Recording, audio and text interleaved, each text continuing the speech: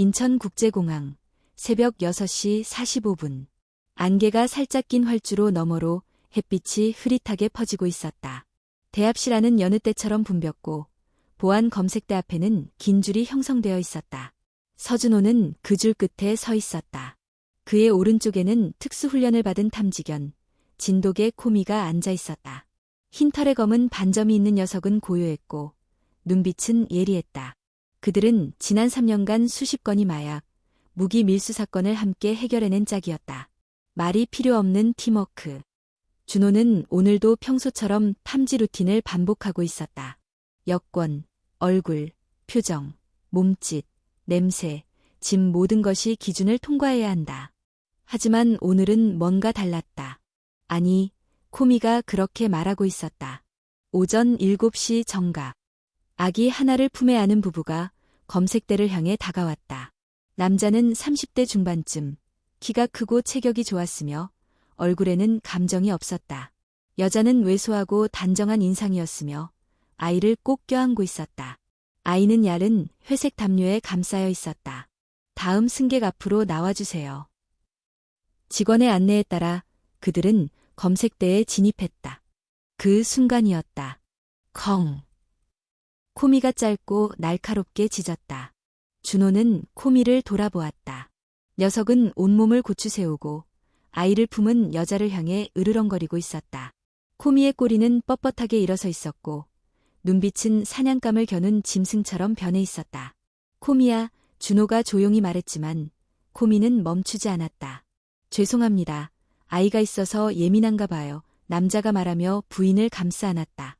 여자는 아무 말 없이 뒷걸음질 쳤다. 하지만 준호는 코미의 반응을 무시할 수 없었다. 코미는 아무 때나 짖지 않는다. 특히 사람을 향해 이렇게 격렬히 반응하는 건 처음이었다.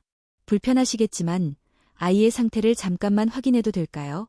준호가 조심스럽게 말했다. 남자가 인상을 찌푸리며 말했다. 우리 아이는 자고 있어요. 깨우고 싶지 않습니다. 준호는 부드럽게 미소 지었지만 눈은 아이에게 고정되어 있었다. 아이의 얼굴은 이상하리만치 창백했고 숨쉬는 흔적도 느껴지지 않았다. 담요 안에선 몸의 미세한 움직임조차 보이지 않았다. 공항 의료팀 호출해주세요. 준호가 무전기로 말했다. 탐지견이 지속적으로 반응 중입니다. 신속하게 요청드립니다. 의료팀이 도착하는 데 채 3분이 걸리지 않았다. 간호사가 아이의 맥을 짚었다. 그리고 곧 작은 목소리로 속삭였다. 심정지 상태입니다. 아이는 호흡하지 않고 있어요. 순간 공기 전체가 얼어붙었다.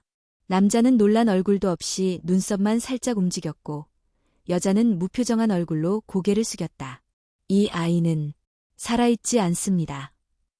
의사의 말에 주변 보안 인력이 몰려들었다.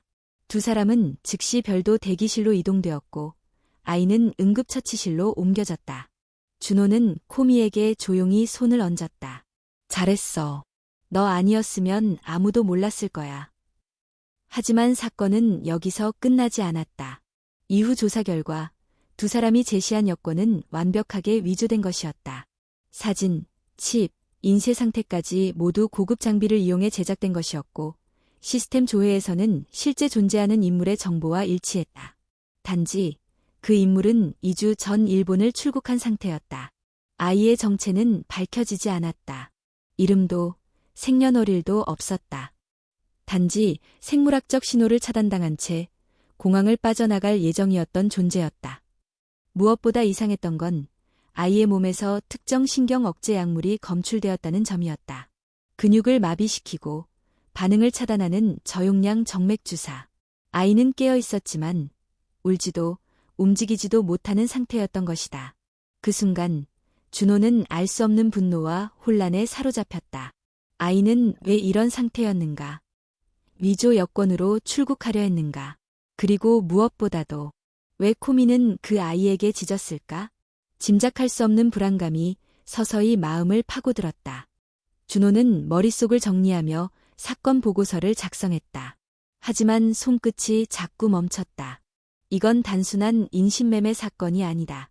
이건 시작일지도 모른다. 그날 밤 공항의 보안 사무실에서 준호는 코미 옆에 앉아 있었다. 모든 불빛이 꺼진 어둠 속에서 코미는 조용히 숨을 쉬고 있었다. 하지만 녀석의 귀는 여전히 곧게 서 있었다. 마치 무언가를 기다리는 듯이. 준호는 창밖을 바라보았다. 비가 내리고 있었다. 가을비.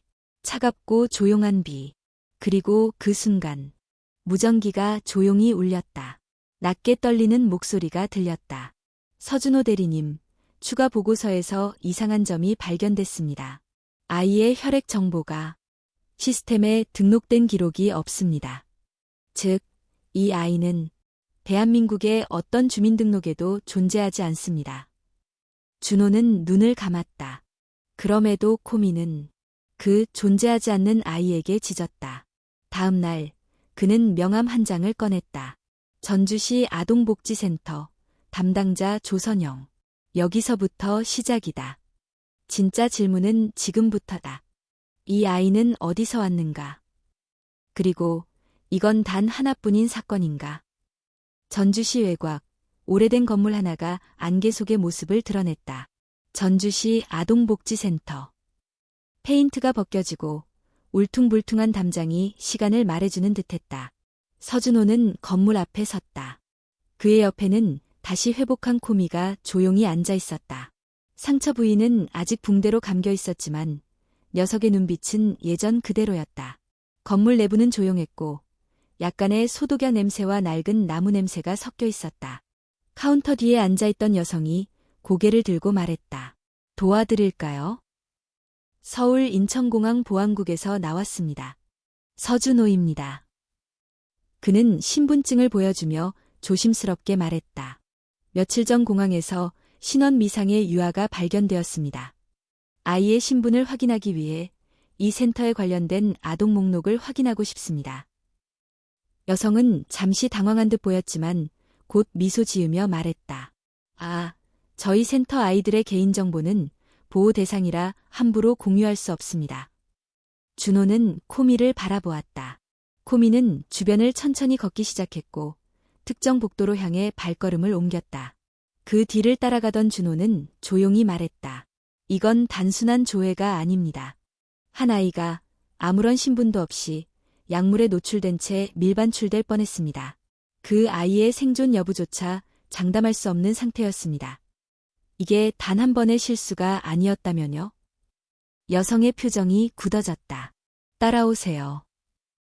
그녀는 준호를 따라 지하 보관실로 안내했다. 보관실 안에는 오래된 서류함들과 컴퓨터 한 대, 그리고 폐쇄된 문 하나가 있었다. 그녀는 말했다. 여긴 오래전에 폐쇄된 기록 보관소예요. 몇몇 아이들은 출생증명서조차 없이 보호소에 들어옵니다. 우리는 가능한 정보를 수집해서 보호하는데 최선을 다하지만 일부 자료는 복구가 어렵습니다. 준호는 오래된 철제 서랍을 열었다. 안에는 수십 개의 파일이 꽂혀 있었다. 이름 대신 번호 코드로 분류된 파일들이었다. 그는 무작위로 하나를 꺼내 들었다. CH-0249 생년월일 없음, 부모 없음, 발견 위치, 군산 외곽 쓰레기장, 건강상태, 중증 영양실조, 흉부 수술 자국 있음. 그는 고개를 들어 물었다. 이 아이는 지금 어디 있습니까? 여성은 고개를 저었다. 3년 전 갑자기 사라졌습니다. 당시 경찰에 실종 신고를 했지만 그 후로 아무 소식도 없었습니다. 코미가 갑자기 벽 쪽으로 가더니 낮게 으르렁거렸다. 준호는 그 방향으로 다가갔다. 벽에는 이상하게 조잡하게 가려진 통풍구가 있었다. 그는 손전등으로 내부를 비췄고 종이 상자 몇 개와 냉각기기 케이블이 연결된 흔적을 발견했다. 여기서 뭐가 보관되었던 건가요? 여성은 얼굴이 창백해졌다. 그건 이전 운영자가 썼던 공간입니다. 오래전에 그만두었고 지금은 아무도. 준호는 더 이상 묻지 않았다. 그는 사진을 꺼냈다. 공항에서 발견된 아기의 얼굴. 이 아이를 본 적 있으십니까? 여성은 사진을 보고 멍하니 있다가 조용히 입을 열었다. 사진보다 직접 보면 알 수 있을 것 같아요. 아이들의 눈빛은 절대 잊히지 않거든요. 잠시 침묵이 흘렀다. 그때 코미가 방구석에서 작은 인형 하나를 끌고 나왔다. 인형의 옷자락에는 잘 보이지 않는 빨간 펜 자국이 있었다. 준호는 확대경으로 살폈다. 글씨였다. GN 108R. 그는 심장이 철렁 내려앉는 걸 느꼈다. GN 생물의학 연구소. 서울에 있는 그곳. 여성은 입을 가리고 조용히 고개를 끄덕였다. 거기에서 한번 방문한 적이 있어요. 건강진단이라는 명목이었는데 몇몇 아이들이 같이 갔죠. 그중 몇 명은 다시 돌아오지 않았어요. 왜 신고하지 않았습니까? 그녀는 눈물을 삼키며 말했다. 그땐 그들이 정부와 연결되어 있다고 믿었어요. 연구 목적으로 의료 지원을 한다고 했고, 그리고 솔직히 우리는 너무 가난했어요. 아이들에게라도 기회가 주어진다고 생각했죠. 준호는 잠시 말을 잃었다. 그는 인형을 품에 안고 코미의 목줄을 다시 잡았다. 이제 그 아이들을 찾아야겠습니다. 그는 조용히 돌아서며 말했다. 그리고 GEN이 뭘 숨기고 있는지 밝혀내야죠. 밖은 여전히 안개가 자욱했다. 하지만 준호의 발걸음은 확고했다. 서울로 돌아가는 기차 안에서 그는 태블릿을 열어 GEN 생물의학 연구소를 검색했다. 웹사이트는 완벽했다.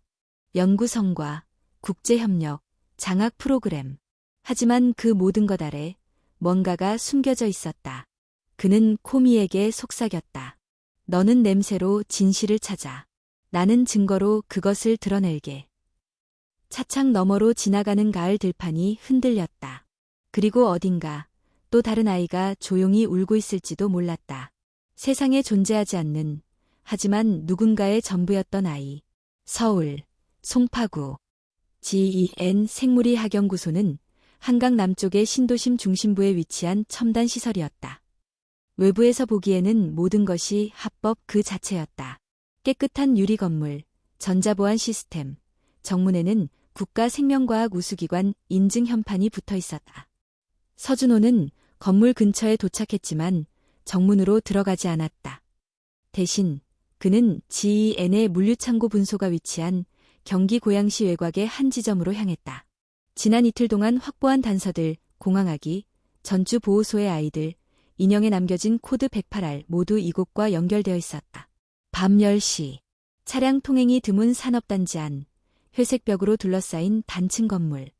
외벽에는 GEN의 로고 대신 GN 러지스틱스라는 이름만 작게 적혀 있었다. 준호는 코미의 목줄을 단단히 고쳐매고 철문 옆에 펜스를 넘어 창고 후문으로 접근했다.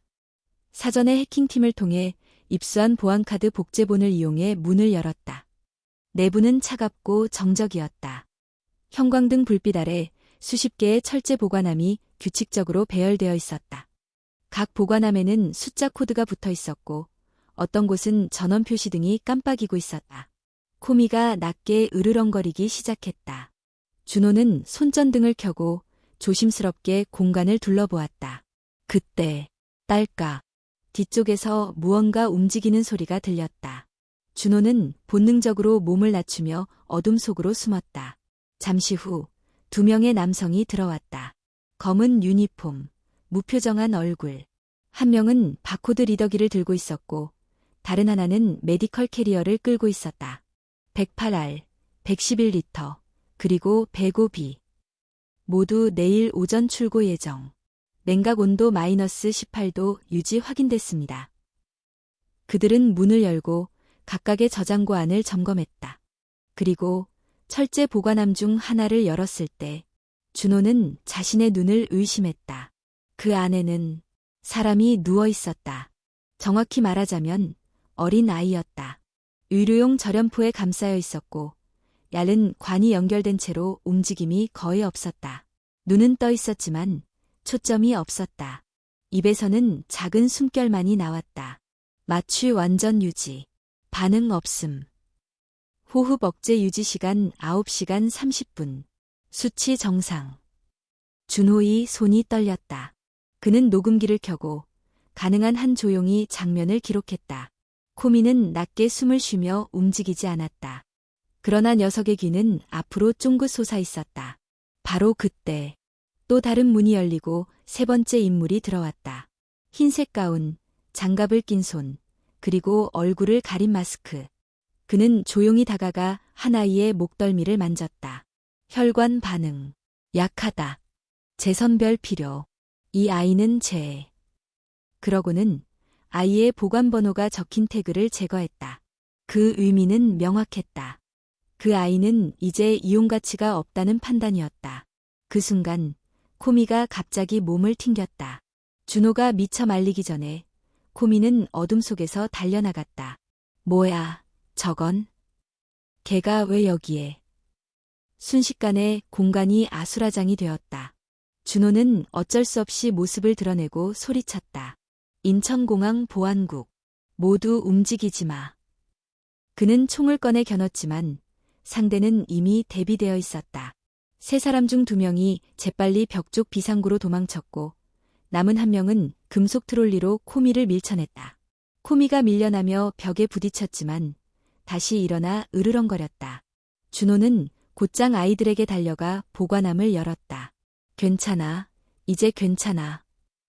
그러나 아이들은 반응이 없었다. 정확히 말하면 움직일 수 없는 상태였다. 눈은 뜨고 있었지만 소리도, 표정도, 몸짓도 없었다. 마치 살아있는 인형 같았다. 그는 심장이 죄어오는 느낌을 받으며 유료관을 차단하고 아이들을 조심스럽게 안아 밖으로 옮겼다. 몇 분 뒤 신고를 받은 경찰과 응급구조팀이 도착했다. 남아있던 1명의 남성은 체포되었고 아이들은 인근 병원으로 이송되었다.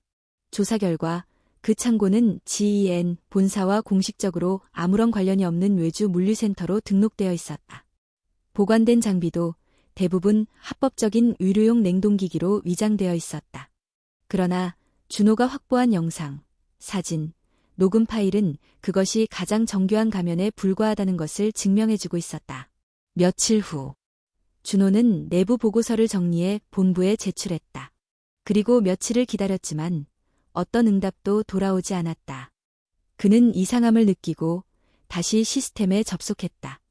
하지만 그가 작성한 모든 문서는 삭제되었고 접속 권한도 제한되어 있었다. 그의 계정은 보안 등급 위반으로 잠정 정지된 상태였다. 전화도 오지 않았다. 그리고 그날 밤 준호는 집 앞 우편함에서 익명의 메모 한 장을 발견했다. 당신이 본 것은 당신 혼자만 알고 있어야 할 것입니다. 그 아이들까지 지키고 싶다면 멈추세요. 그는 조용히 고개를 들었다. 코미는 어둠 속에서도 여전히 밖을 주시하고 있었다. 서준호는 알았다. 이 싸움은 이제부터가 진짜 시작이라는 것을. 서울 송파구 공항보안국 본청 7층. 서준호는 고요한 회의실 안에 앉아 있었다. 눈앞에는 파란색 표지의 공식 문서가 놓여 있었고 그 위에는 빨간 스탬프가 찍혀 있었다. 접수 거부, 보안 등급 초과 접근. 그는 조용히 그 문서를 덮었다. 이틀 전 직접 작성한 사건 보고서가 내부 시스템에서 삭제되었고 이후 그는 본청 감찰팀의 호출을 받았다. 하지만 그들이 내린 결론은 단 하나였다. 당신은 공무수행 중 허가되지 않은 방식으로 민간시설에 침입했고 무단으로 자료를 수집하고 체포 권한 없이 타인을 구금했습니다. 신문실에서 마주한 사람은 낯설지 않은 얼굴이었다. 최도현 국장.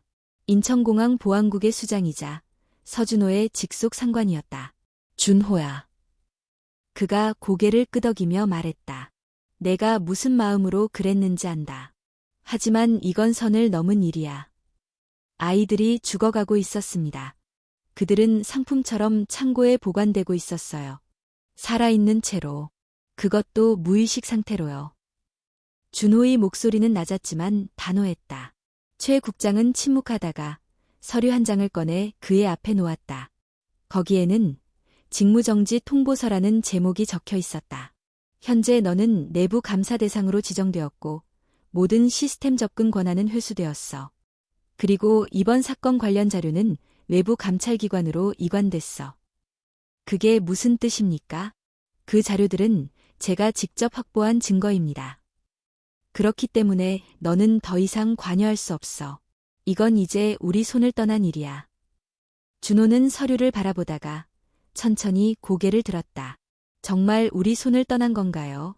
아니면 이미 손 안에 들어와 있었던 건가요? 잠시 침묵이 흘렀다. 최 국장의 얼굴에는 흔들림이 있었지만 곧 감정을 지웠다. 그만 돌아가서 쉬어. 앞으로는 본부 출입도 자제해줘. 회의실을 나서면서 준호는 뒤에서 들려오는 조용한 목소리를 들었다. 넌 너무 많은 걸 건드렸어.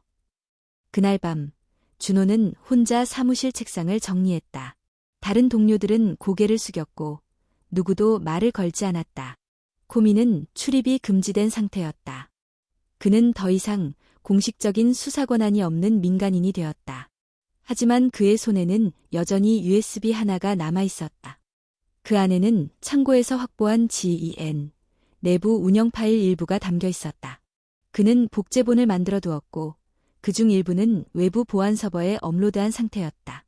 그는 서울 외곽의 한 작은 모텔의 방을 잡고 가명 계정으로 익명 네트워크에 접속했다. 정보를 정리하면서 그는 한 가지 패턴을 발견했다. GEN의 배송 리스트에는 반복적으로 등장하는 하나의 코드가 있었다. M1부터 M20까지. 이것은 사람의 이름이 아니라 제품 시리즈 명처럼 보였다. 게다가 각 유닛마다 고유 혈액형, 간요 신장 상태, 조직 일치율까지 정리되어 있었다. 그는 그중 M7의 프로필에서 멈췄다. 혈액형 AB형, 간 이식 적합, 피부 반응 미약, 수술력 1회, 보호자 없음, 초기 명칭, 박민서. 그 순간 준호는 눈앞이 흐려졌다. 박민서. 그 이름은 지워진 줄 알았던 과거에서 튀어나온 현실이었다. 민서, 그의 여동생. 12년 전 감기 증세로 동네 병원에 입원했다가 수술 중 합병증으로 사망했다는 통보를 받은 아이. 하지만 그 당시 준호는 시신조차 확인하지 못했다. 단지 폐쇄된 병원과 짧은 사망증명서 하나만을 받았을 뿐이었다. 그는 손으로 얼굴을 감쌌다. 민서야, 내가. 그의 심장은 무너지는 듯 아팠다. 그러나 동시에 모든 것이 퍼즐처럼 맞춰졌다. GEN은 단순한 의료기관이 아니었다. 그들은 정체불명의 아이들을 데이터화하고 생물학적 부품처럼 분류하고 있었다. 그리고 그 아이들 중 하나는 그의 동생이었다. 그 순간 창문 밖에서 인기척이 느껴졌다. 준호는 즉시 불을 끄고 코미에게 조용히 손짓했다. 쉿. 몇 초 후 모텔 복도에서 조용한 발소리가 들렸다. 누군가가 문 앞에 다가오고 있었다. 그리고 문 밑으로 작은 흰 봉투 하나가 밀려 들어왔다. 그 안에는 짧은 메모가 들어있었다. 끝까지 가고 싶다면 이 좌표로 와. 혼자 오지 마. 그게도 데려와. 아이들이 기다리고 있어. 밑에는 좌표 한 줄. 강원도 5시, 폐광구역 4-3. 준호는 깊게 숨을 들이켰다. 그리고 봉투를 쥔 손에 힘을 주었다. 이제는 되돌릴 수 없다. 그는 다시 코미의 눈을 바라보며 말했다. 우리 이제 진짜 안으로 들어가야 할 것 같아. 강원도 5시. 밤기차는 어두운 터널을 지나 눈 덮인 산맥을 향해 달려가고 있었다. 서준호는 차창에 비친 자신의 얼굴을 바라보며 눈을 감았다. 옆 좌석에 앉은 코미는 조용히 숨을 고르고 있었고 눈빛은 여전히 주변을 살피고 있었다. 도착한 역은 작고 을씨년스러웠다. 역무원도 보이지 않았고 바람만이 철길 위로 휘몰아쳤다. 준호는 종이 쪽지에 적힌 좌표를 다시 확인했다. 폐광구역 4-3. 지도에는 표시조차 되어 있지 않은 곳이었다. 그들은 택시도 버스도 없는 작은 마을을 걸어 올라가 폐광산 근처에 버려진 창고 건물 앞에 도착했다. 이곳은 몇 년 전까지 광물 보관소로 사용되다가 문을 닫은 곳이었다. 문은 잠겨 있었지만 이미 누군가 들어간 흔적이 남아 있었다. 그는 조심스럽게 문을 열었다. 안은 냉기가 감돌았고 어둠 속에서 희미한 손전등 불빛 하나가 그를 향해 움직이고 있었다. 서준호 씨죠? 여성의 목소리였다. 낮고 조용하지만 단단한. 빛이 가까워졌고 준호는 그녀의 얼굴을 확인했다. 수척한 얼굴, 짧은 머리, 어깨 너머로 후드티가 걸쳐져 있었다. 그리고 왼쪽 귀에는 작은 흉터 자국이 있었다. 이하나입니다. 기억하세요? 준호는 고개를 끄덕였다. 전주 아동보호센터에서 당신에 대해 들었습니다. 당신은 그 지하실에서 빠져나온 생존자라고. 하나는 고개를 숙였다. 도망친 게 아니라 버려졌어요. 필요 없어졌으니까. 준호는 아무 말도 하지 않았다. 그의 시선은 그녀의 눈으로 향해 있었다. 깊고 고요했지만 그 속에는 끓는 분노와 지친 상처가 함께 있었다. 제가 알려드릴게요. 당신이 찾는 진실, 그 일부는 제가 봤습니다. 그녀는 가방에서 낡은 USB 하나를 꺼냈다. 그리고 그 위에 작은 메모지를 올려놓았다.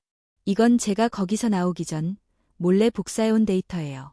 당시에는 뭔지 몰랐는데 시간이 지나니까 보이더라고요. 마델 M 시리즈, 거기엔 사람의 이름이 없어요. 단지 코드와 수칙뿐. M7. 그 아이는 저랑 같은 방에 있었어요. 준호의 눈이 흔들렸다. 그 아이, 이름은 몰랐지만 항상 창문을 바라보며 오빠는 올 거야라고 혼잣말을 했어요. 그 말만 반복했죠. 자기가 한때는 뭔가를 기억했던 것 같다고도 했어요. 그 아이, 혹시 배에 흉터가 있었습니까?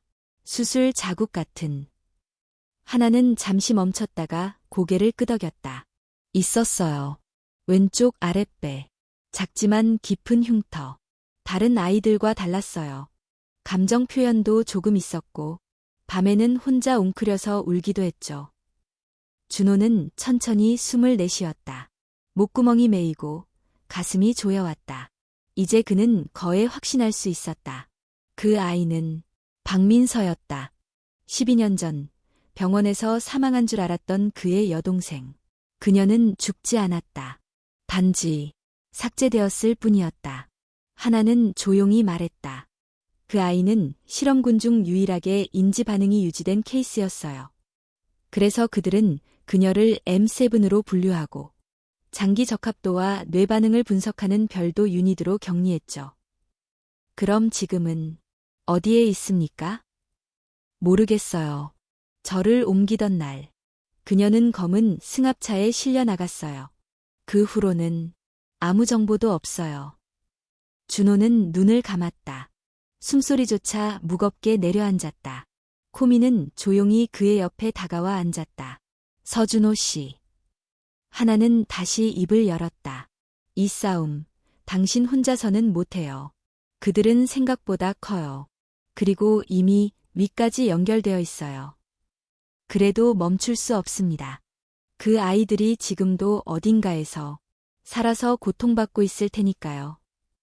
하나는 USB를 그의 손에 쥐어주었다. 이건 시작에 불과해요. 이 안에는 GEN, 본사 내부 문건이 일부가 있어요. 특히 LBO라는 이름의 시스템 로그 기록. 그게 뭔지 아직 확실하진 않지만 분명히 사람은 아닙니다. 사람이 아니다. 네. 그 로그들은 결정된 값만 존재해요. 선택의 이유가 없고 결과만 있죠. 마치 알고리즘처럼요. 준호는 가만히 앉아 USB를 바라보았다. 그 순간 건물 바깥에서 개 짖는 소리가 들렸다. 하지만 코미는 움직이지 않았다. 그 짖음은 코미의 소리가 아니었다. 또 다른 게. 아니에요. 하나는 창문을 살짝 열었다. 눈 덮인 산길 아래 누군가가 빠르게 차량을 몰고 올라오고 있었다. 헤드라이트가 깜빡였고 엔진 소리는 낮고 무거웠다. 찾아왔네요. 하나가 조용히 말했다. 우릴 그냥 놔두지 않겠죠. 준호는 자리에서 일어섰다.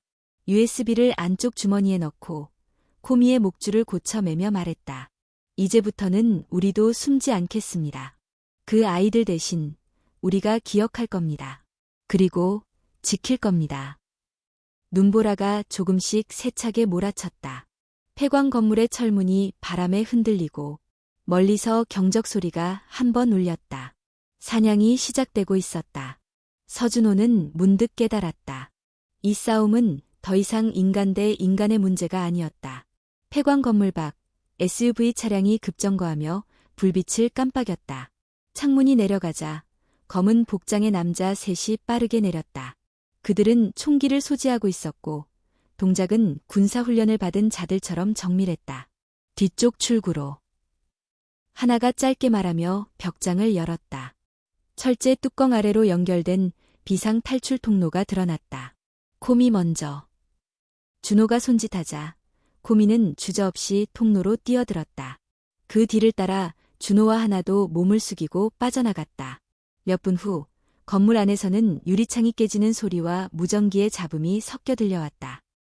그들은 빠르게 패터널을 지나 산중턱의 외딴 도로로 빠져나왔다. 거기에는 하나가 미리 준비해 둔 작은 SUV 차량이 대기하고 있었다. 서울로 돌아갈 수는 없어요. 하나가 운전대를 잡으며 말했다. GEN은 이미 모든 교통망과 CCTV를 통제하고 있을 거예요.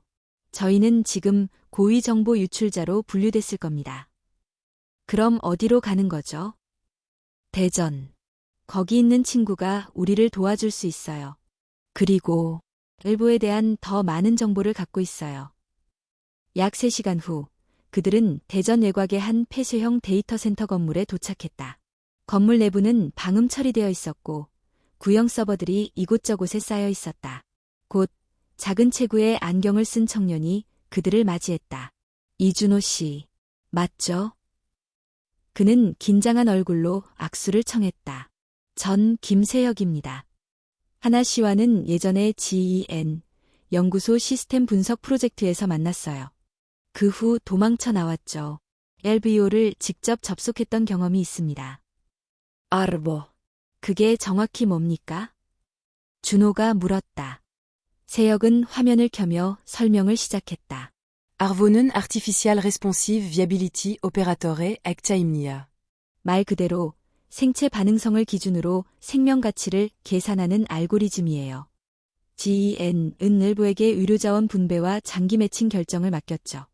표면적으로는 효율적인 데이터 분석 도구지만 실제로는 인간 생명을 숫자로 판단하는 비인간적 결정 시스템입니다. 그는 USB를 연결하고 하나가 제공한 로그 파일을 열었다. 화면에 이상한 명령어 구조들이 나타났다. M7, Priority Level A+, Compatibility Rate, 98.2%. Extraction Schedule, September 1st, 2025/Destination, Hamburg Biolab DE. 이건 준호가 속삭였다. 맞아요. 당신 여동생은 살아있고 이 날짜에 맞춰 독일로 이동될 예정입니다. LBO의 결정이에요. 그 아이는 최고의 간 적합성을 갖춘 M 시리즈 중 하나니까요. 이건 말도 안 되는 살인입니다. 준호는 목소리를 높였다. 세혁은 고개를 끄덕였다. 하지만 법적으로 이 시스템은 의료보조 알고리즘으로만 등록되어 있어요. 책임 주체가 불명확하죠. LBO 자체는 감정이 없고 단지 최적화된 매칭만 수행합니다. 그럼 이 시스템을 만든 사람은 누구입니까? GEN의 원장인가요? 세혁은 고개를 저었다. 처음 설계자는 영국 옥스퍼드 출신의 생명윤리학자였어요. 하지만 자금과 서버 운영은 별표 크레오엘 그룹, 별표이 맡았습니다. 다국적 제약기술 컨소시엄이죠. 이미 유럽과 아시아의 실험실과 물류망을 구축한 상태예요. 하나는 고개를 들었다. 이 모든 게 한국에서만 벌어지는 일이 아니군요. 아니죠. 우리는 그저 한 노드일 뿐이에요. M 시리즈는 한국, 태국, 베트남, 우크라이나 출신 고아들을 대상으로 수집된 프로젝트입니다. 이동 경로는 대부분 독일, 스위스, 캐나다의 바이오 연구소로 향합니다. 준호는 충격을 감추지 못했다. 이 아이들은 그냥 태어나지 않은 존재로서 죽어야만 하는 건가요? 세혁은 조용히 말했다. LBO의 논리는 단순해요. 존재 증명이 없는 생명체는 법적 보호를 받지 않는다. 그러니 자원을 위해 배치할 수 있다는 거죠. 그걸 인간이 만든 시스템이 허용한 겁니다. 잠시 침묵이 흘렀다. 준호는 두 손으로 얼굴을 감쌌다가 천천히 고개를 들었다. 그럼 우리가 할 수 있는 건 뭡니까?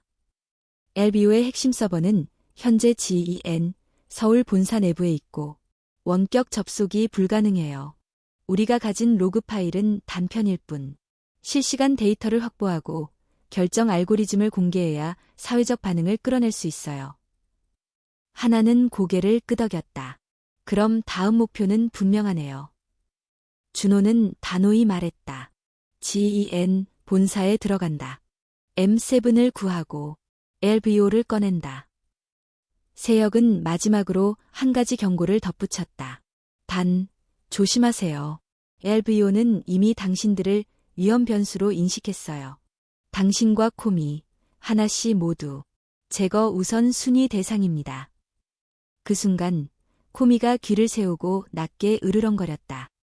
누군가가 건물 주변을 서성이는 듯한 기척이 감지되었다. 그들은 벌써 알고 있어요. 하나가 속삭였다. 준호는 숨을 들이쉬며 말했다. 그럼 늦기 전에 움직이자. 밖은 새벽이었다. 하지만 어둠은 더 짙어졌고 그들 앞에 놓인 건 기계가 선택한 죽음. 그리고 인간이 지켜야 할 생명이었다. 서울 강남구 새벽 3시 10분. GEN 생물의학연구소 본사 건물은 밤에도 빛을 잃지 않았다. 유리 커튼홀 건물 28층, 24시간 운영되는 보안 시스템, 출입 권한은 얼굴 인식과 생체 지문으로 이중 잠금. 서준호, 이하나, 그리고 김세혁. 세 사람은 인근 건물 옥상에서 GEN 본사 건물을 내려다보고 있었다. 코미는 옆에서 가방에 몸을 숨긴 채 낯선 기척을 경계하고 있었다. 침입 경로는 단 하나뿐이에요. 세혁이 드론으로 촬영한 구조지도를 화면에 띄우며 말했다. 지하 3층 바이오 서버실은 외부 네트워크와 완전히 단절돼 있고 보안 코드도 무작위 갱신됩니다. 하지만 시스템 유지 점검 시간 딱 15분. 그때 중앙 전원 배선이 리부팅되고 보조 전원이 자동 전환되죠. 그게 우리가 들어갈 수 있는 유일한 틈이에요. 내부 보안 인원은? 정확한 숫자는 알 수 없지만 외주 경비와 별도로 내부 통제팀이 따로 배치돼 있어요. 그들 중 일부는 군 출신 사설 요원입니다. 당신이 인천에서 마주쳤던 이들과 같은 계열이죠. 준호는 고개를 끄덕이며 무기를 확인했다. 비살상 전기 충격기, 단파 무전기, 열감지 방해 장치. 그리고 코미는 소형 카메라를 부착한 상태였다. 코미는 비구역 환기 덕트를 통해 침투할 수 있어요. 내부에서 감시 카메라 회로를 끊고 통로를 열어주는 게 임무입니다. 하나는 조용히 USB를 꽂은 미니 노트북을 펼쳤다. LBO의 실시간 결정을 기록하려면 서버 본체에 직접 연결해야 해요. 그 안에는 최근 전송 예정 장기 매칭 리스트가 포함돼 있을 거예요. M7도. 그렇습니다. 세 사람은 조용히 눈빛을 주고받았다. 지금 이 순간 성공과 실패의 경계는 종이 한 장보다 얇았다. 오전 4시 5분. GEN 본사 건물 지하 환풍구 앞. 코미가 먼저 움직였다. 어둡고 좁은 덕트 안을 민첩하게 기어가며 탑재된 카메라가 내부 구조를 전송했다. 화면에는 경비원들이 졸고 있는 모습, 무인 감시 센서의 위치, 회전하는 CCTV 각도까지 세밀하게 잡혔다. 오른쪽 4m, 감지 센서 있음. 우회. 세혁이 화면을 보며 지시했다. 코미는 완벽하게 움직였고 몇 분 뒤 내부 배선실 앞에 도달했다. 거기엔 신형보안 제어기가 장착되어 있었다. 그는 발톱으로 케이블을 건드려 간섭 신호를 보냈고 동시에 외부에서 세혁이 백도어를 실행시켰다. 완료. 지하 2층에서 엘리베이터로 진입 가능. 준호와 하나는 마스크를 쓰고 외부인 행세로 건물 내부 로비로 들어갔다. 복사된 출입증으로 통과하자 엘리베이터가 조용히 그들을 지하로 데려갔다. 지하 3층. 문이 열리자 차가운 공기와 함께 금속 냄새가 퍼졌다. 양쪽 복도 끝에는 무표정한 감시 요원 2명이 있었다. B7 보관실 점검 요청입니다. 하나가 말하며 인증서를 제시했다. 한 명이 눈을 가늘게 뜨며 말했다. 이 시간에 명령은 내려온 적 없습니다. 긴급 데이터 불안정 경고가 감지됐습니다. 엘뷰가 0.02 초간 중단되었어요. 전체 시스템이 위험해질 수 있습니다.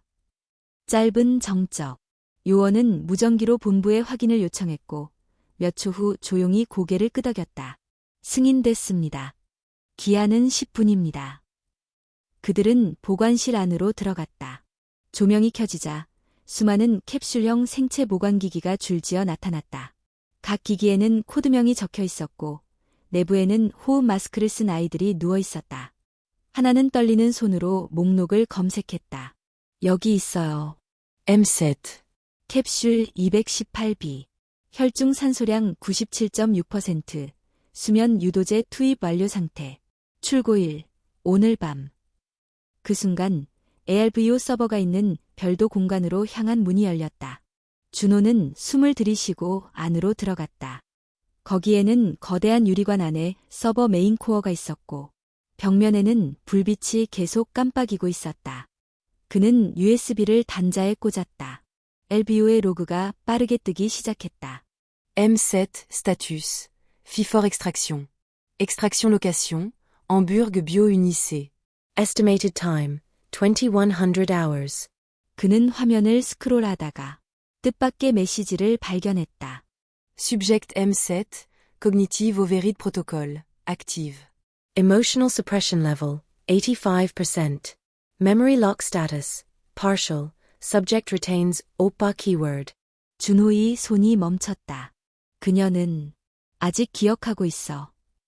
그 순간 서버실 경보음이 울렸다. 누군가가 침입 경로를 감지한 것이었다. 시간 없어. 데리고 나가야 해. 하나가 소리쳤다. 준호는 캡슐 218B를 열고 M7, 아니, 민서를 조심스럽게 껴안았다. 그녀의 눈은 감겨 있었지만 얼굴은 고요했고 입술이 살짝 움직이고 있었다. 오빠. 그는 숨을 멈췄다. 눈물이 눈가에 맺혔고 온몸에 소름이 돋았다. 민서야, 오빠야, 왔어. 지금 데리러 왔어. 경보가 더 커졌고 복도에서 발소리가 들려왔다. 세혁이 무전기를 통해 말했다. 시간 다 됐어요. 퇴로로 이동하세요. 서버 데이터는 전부 복사됐습니다. 준호는 민서를 안고 코미와 함께 어둠 속으로 달렸다. 그들의 뒤에는 수많은 감시자의 총구가 점점 가까워지고 있었다. 서준호는 민서를 품에 안고 전속력으로 달리고 있었다. 지하 3층 복도는 붉은 경고등이 깜빡이고 있었고 비상경보는 건물 전체에 울려 퍼졌다. 코미는 앞서 달리며 감시 카메라를 피하고 경비 인력의 위치를 미리 알려주고 있었다. 하나는 뒤에서 엄폐 사격으로 쫓아오는 요원들의 추격을 지연시키고 있었다. 오른쪽. 긴 통로 따라가면 폐쇄 덕트가 있어. 김세혁의 무전 지시가 들려왔다. 준호는 거침없이 돌았고 덕트 앞에서 캡슐을 내려놓았다. 캡슐을 열고 민서를 품에 안은 채 낮은 공간으로 몸을 기어 넣었다. 숨을 죽이며 지나갈수록 총성과 발소리가 점점 멀어졌다. 민서야, 조금만 더. 곧 끝나간다. 하지만 바로 그때였다. 뒤에서 무언가 날아왔다. 펑 하는 소리와 함께 눈부신 섬광탄이 덕트 통로를 밝히며 폭발했다. 귀가 멍멍하고 시야가 일순간 하얗게 변했다. 뒤따르던 하나의 외침이 희미하게 들렸다. 준호 씨, 뒤에.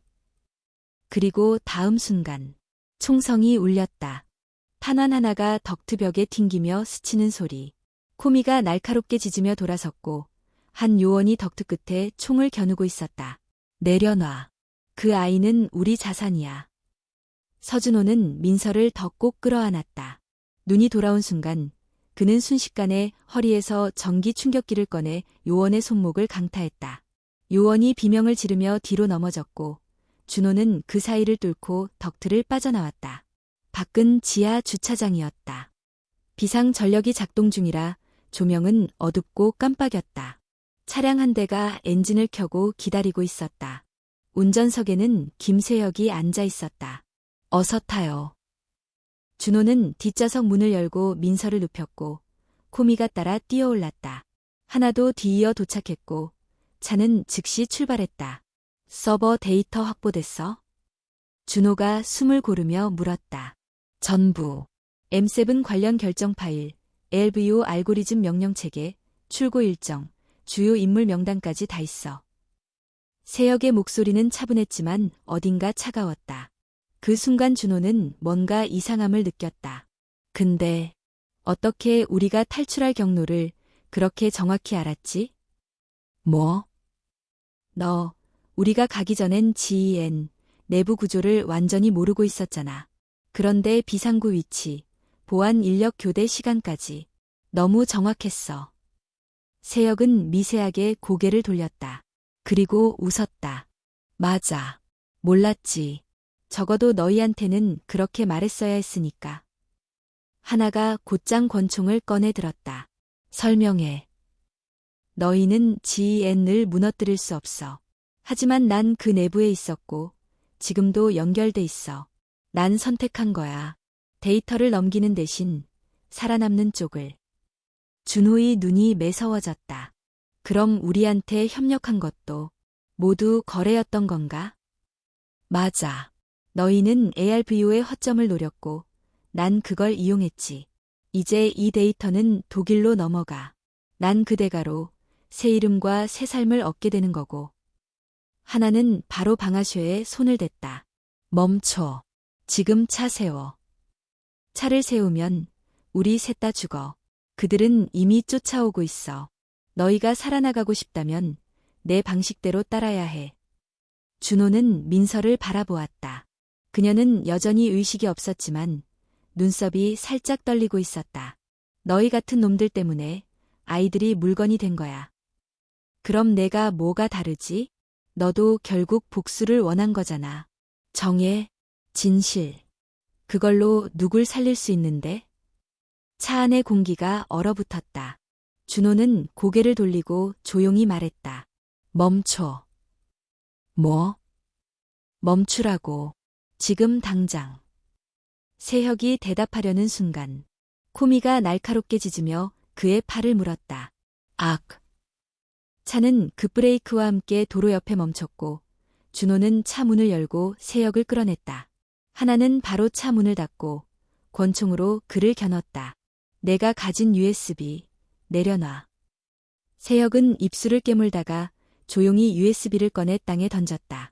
준호는 그것을 줍고 뚜껑을 벗겼다. 그 안에는 아무것도 없었다. 이건 가짜야. 진짜는 이미 전송됐어. 세혁이 비웃으며 말했다. 지금쯤이면 함부르크에 도착했을 거다.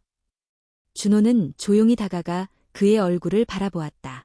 너는 한 아이를 팔았어. 그 대가로 내 이름을 샀지. 그리고 주먹이 날아갔다. 세혁은 바닥에 쓰러졌고 입에서 피가 흘렀다. 그는 더 이상 말하지 않았다. 차에 다시 올라탄 준호는 조용히 민서를 안아 올렸다. 하나는 묻지 않았다. 그녀는 조용히 운전석에 앉아 차를 돌렸다. 그들의 다음 목적지는 정해져 있었다. 함부르크, M7이 향하려 했던, 그리고 ARBO의 본 서버가 있는 마지막 전쟁터. 코미가 조용히 앉아 창밖을 바라보았다. 그 눈동자엔 피로 대신 집념이 깃들어 있었다. 독일, 함부르크. 쌀쌀한 가을비가 도시의 회색 건물을 적시고 있었다.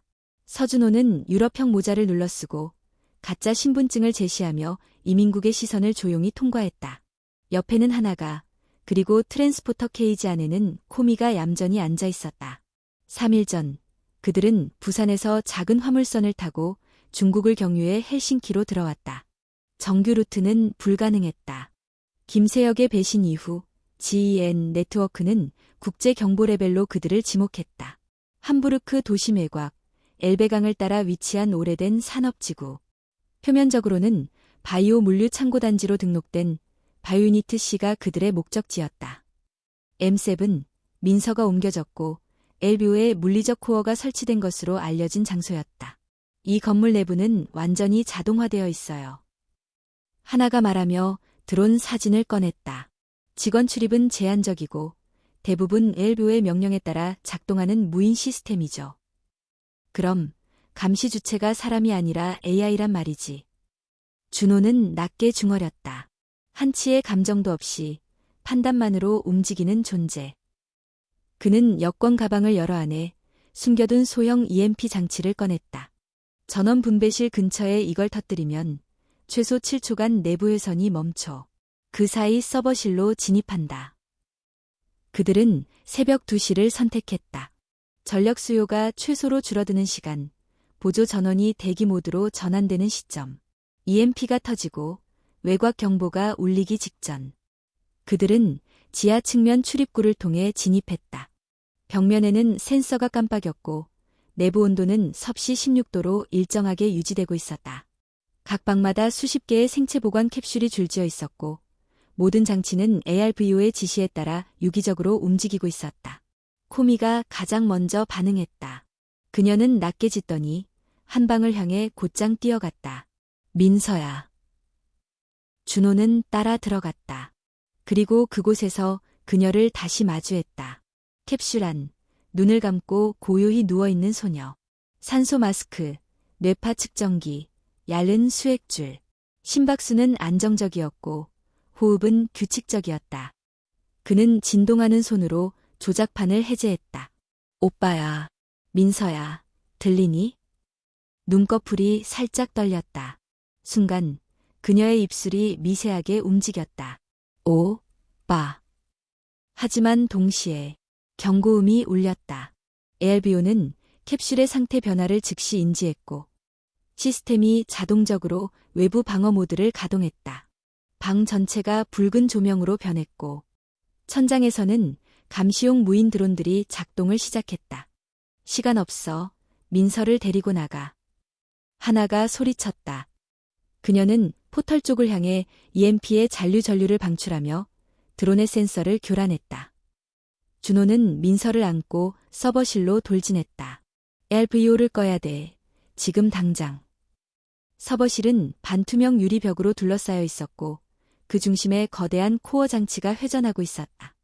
그 안에는 인간의 뇌를 본뜬 인공 뉴런 매트릭스가 유기적으로 연결되어 있었고 화면에는 끊임없이 연산 명령이 떠올랐다. Subject M7. Override suspended. Fallback option. Neurological reset. YN. ARVO는 선택을 요구하고 있었다. M7의 기억을 지우고 감정 반응을 초기화하는 명령이었다. 안 돼. 준호는 다가가 키보드를 두드렸다. 그 순간 시스템이 물었다. 당신은 M7의 보호자입니까? YN. 그는 Y를 눌렀다. 당신은 M7의 생존 가능성을 위해 118명의 다른 아이를 포기할 수 있습니까? YN. 화면이 멈췄다. 그는 그 질문 앞에서 멈칫했다. 뒤에서 하나가 조용히 말했다. ARVO는 감정이 없지만 인간의 선택을 이해하려는 것 같아요. 어쩌면 이 질문은 마지막 확인일지도 몰라요. 준호는 조용히 민서를 내려다보았다. 그녀는 그의 품에서 미세하게 눈을 떴다. 그리고 속삭였다. 살고 싶어. 그는 고개를 들었다. 그리고 화면에 다시 눈을 두었다. 모든 아이를 살릴 수는 없습니다. 당신의 선택은? 그는 키보드를 누르지 않았다. 대신 ARVO의 전원 케이블을 뽑았다. 코어가 흔들렸고 전체 시스템이 정지되기 시작했다. 경보음이 최고치를 찍고 자동 폐쇄 장치가 작동했다. 그러나 동시에 ARVO가 마지막 메시지를 띄웠다. 인간의 판단은 비효율적입니다. 그러나 불완전함은 때때로 생명을 구합니다. 시스템 종료합니다. 모든 불빛이 꺼졌다. 코어의 회전이 멈췄고 서버실은 완전한 정적에 휩싸였다. 민서의 눈이 완전히 떠졌다. 그녀는 조용히 말했다. 정말, 오빠야. 서준호는 눈을 감고 그녀를 다시 끌어안았다. 그래, 이제 아무도 널 데려가지 못해. 밖에서는 드론이 추락했고 복도에서는 경비들이 무기 없이 혼란 속을 헤매고 있었다. 그날 ARVO는 처음으로 선택을 멈췄다. 그리고 인간이 자신의 불완전함으로 한 생명을 지켰다. 함부르크 탈출 이후 세 사람은 더 이상 한 팀이 아니었다. 서준호는 민서를 안고 가장 먼저 국경을 넘었고 하나는 반대 방향으로 ARVO에 남은 자료를 노리고 움직였다. 코미는 그들 모두를 지키기 위해 달렸다. 그리고 멈추지 않았다. RBO가 정지된 직후 GEN의 모든 시스템은 혼란에 빠졌다. 수백 개의 보관시설, 수십 개국의 연결 지점, 장기 이식 매칭 네트워크, 모든 게 멈췄다. 전 세계 언론은 처음에는 의혹을 품었고 곧 그 의혹이 증거로 변했다. 하나가 공개한 RBO의 로그, 준호가 손에 쥔 보호 아동생체 코드 목록, 그리고 민서의 생존 자체가 그 무엇보다도 강력한 증거였다. 3개월 후 서울 근교 한적한 시골 마을의 작은 주택. 아직도 새벽엔 안개가 드리우고 낮이면 들꽃이 피어난다. 민서는 작은 창문가에 앉아 책을 읽고 있었다. 아직도 가끔은 깜짝 놀라며 깨지만 이제는 악몽보다 기억이 더 자주 찾아온다. 그녀는 물었다. 오빠, 나 원래 민서였어? 준호는 고개를 끄덕이며 미소 지었다. 그래, 내 이름은 박민서. 내 동생이자 너 스스로의 이름이야. 민서는 그 말을 곱씹듯 중얼였다. 민서, 이름이 있다는 게 이렇게 따뜻한 거였구나. 그녀는 감정을 완전히 회복하지는 못했다. 기억도 부분적이었다. 하지만 이제 그녀는 선택을 받을 대상이 아니라 선택할 수 있는 존재였다. 한편 하나는 독일 체류 중 체포영장을 발부받았고 현재는 인터폴 수배 중이다. 하지만 그녀가 공개한 자료들은 이미 수많은 시민단체와 의료윤리 기관에 전해졌고 국제회의에서는 의료 알고리즘 윤리 헌장 2초안 검토에 들어갔다. 서준호는 복직을 거부했다. 그는 공항보안국으로부터 비공식 감사 표창을 받았지만 그는 그 종이보다 하나의 생명을 택했다. 5개월 후 서울 모처 국제인권 포럼 현장. 한 외국 기자가 물었다.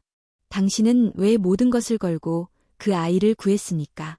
시스템을 무너뜨리고 수배자가 될 위험까지 무릅썼는데요. 준호는 마이크 앞에서 조용히 말했다. 그 아이는 저의 동생이었습니다. 하지만 그녀는 또한 어느 누구의 동생일 수도 있었습니다. 그는 고개를 들어 관중을 바라보며 말을 이었다. 시스템은 효율을 요구합니다. 그러나 생명은 비효율의 총합입니다. 그 아이들이 숨을 쉬고 감정을 품고 무언가를 기억하는 존재라는 이유만으로 그들은 살아야만 했습니다. 잠시 정적이 흘렀고 이내 박수 소리가 터졌다. 누군가는 눈물을 훔쳤고 누군가는 손을 꼭 쥐었다. 그리고 또 한 해가 지났다. 코미는 이제 노견이 되어 있었다. 하지만 여전히 날카로운 감각으로 민서를 지키고 있다. 그녀는 아침이면 코미와 산책을 나가고 저녁이면 준호와 함께 창가에 앉아 별을 본다. 어느 날 민서가 말했다. 오빠, 나도 언젠가 아이들을 도울 수 있을까? 준호는 고개를 끄덕였다. 물론이지. 내가 살아있는 것만으로도 이미 누군가에겐 희망이니까. 그 말에 민서는 작은 미소를 지었다. 그녀의 눈동자엔 이제 두려움 대신 빛이 있었다. 에필로그. GEN은 결국 해체되었다. ARVO는 국제생명윤리재단의 통제하에 잠정 폐기되었고 유료 알고리즘은 전 세계적으로 별표 인간 개입 의무 조항 별표를 포함하게 되었다. 그러나 여전히 알려지지 않은 시스템이 존재한다. 또 다른 형태의 ARVO 혹은 더 교묘한 계산법이 세계 곳곳에 숨어 있다. 하지만 그날 한 형제와 한 소녀 그리고 한 마리의 개가 보여준 선택은 수많은 사람들에게 질문을 던졌다. 우리는 정말 효율을 위해 생명을 넘길 수 있는가? 그리고 그 질문은 오랫동안 묻혀있던 인간성이라는 단어를 다시 꺼내게 만들었다.